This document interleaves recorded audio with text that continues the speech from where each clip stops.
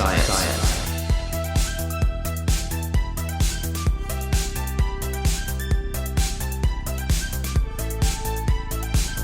Hello, welcome back to Nutrition Tips with J-Lo. Today's topic is iron, something that I get a lot of questions about and is a really important thing for athletes to be aware of, just for general health, but of course for performance. And that's because iron is a really important nutrient that plays a bunch of different roles in the body, including transport and delivery of oxygen to our muscles so that we can actually, take in oxygen and move our muscles and ski fast and all that stuff. Important for energy production at the level of the mitochondria in our muscles, so actually getting enough energy to power a ski or a race or a run or whatever. Also implicated and important in immune system function, cognitive abilities, and like focus and concentration, things like that. And it's a really common thing for athletes to be low in iron or start dipping into deficiency territory. And this is because it's just a common occurrence that athletes are at a higher risk of iron deficiency. And it's a little bit of a paradox because exercise actually reduces iron absorption, and which is sort of weird because iron is so critical for athletic performance. And so we have to be really on top of it and aware of getting enough of it, especially for female athletes because they are losing blood every month in menstruation, and that's going to reduce iron stores as well because iron is a really important component of our blood, and it makes up a lot of our red blood cells. So iron comes from a variety of foods. There's two main types of iron. Iron found in animal foods is called heme iron, and iron stored in plant foods is called non-heme iron. Heme iron is more bioavailable, meaning it's more easy to absorb and digest for us, and so things like chicken, beef, turkey, poultry, seafood, eggs, things like that are going to have a little bit more of a better bioavailable source. And so if you don't eat a lot of meat, or maybe you're vegetarian or vegan or something like that, it's important to make sure you're getting even more of the plant-based sources to more optimally absorb and get enough iron through things like beans, tofu, nuts and seeds, dark leafy greens, whole grains, fortified cereals, blackstrap molasses. All of those things are really great sources of iron in the plant kingdom, but it's important to make sure you're getting more than you think you need to because it's just a little bit more poorly absorbed.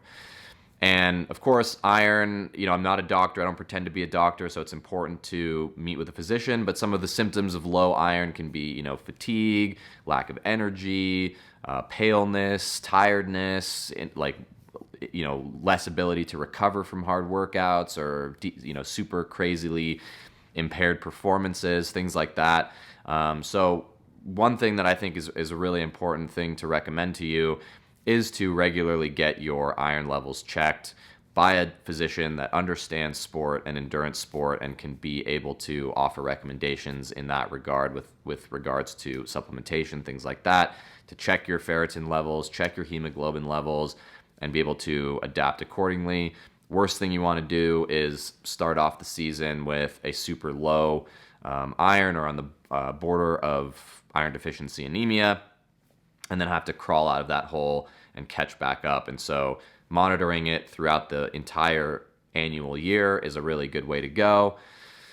What else? Yeah, I think just making sure that you're getting a variety of foods and enough calories throughout your day for all of you is going to be really important in order to kind of keep your iron levels and absorption high. Some things to keep in mind is that iron absorption is impaired by things like caffeine, coffee, and tea. So making sure you're not drinking too much of that stuff around the times you're eating some of those high iron foods. And some things that help with iron absorption are pairing iron-rich foods with vitamin C. That's going to help improve that absorption. Calcium-rich foods also impair iron, so things like milk, cheese, yogurt are going to reduce your body's ability to digest and absorb iron. So keeping on top of that, but otherwise just eating lots of amazing variety of foods. If you don't eat meat or you eat not very much meat, like I said, Make sure that you're on top of, especially if you're a female athlete, enough calories, enough iron-rich foods in your everyday diet. Things like nuts and seeds, whole grains, beans, tofu, lentils, dried fruit, things like that, whole grains, cereal, fortified, things like that. I think that kind of covers it. Iron's really important, and I think this is just a good broad overview. But like I said, make sure you're getting a good variety of foods in your diet. I can't emphasize that enough.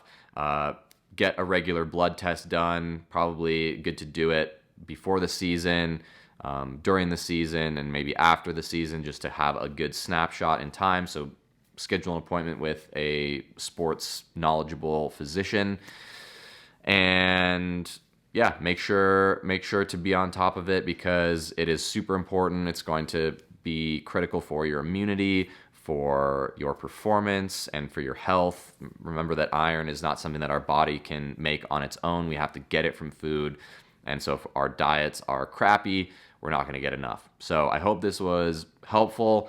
A little bit of a short, boring one this week, but iron is something that I get a lot of questions about, and it's something that every athlete should be aware of. And if you have more questions about it, feel free to ping me, and I can help with some of the nutrition-related concerns around it.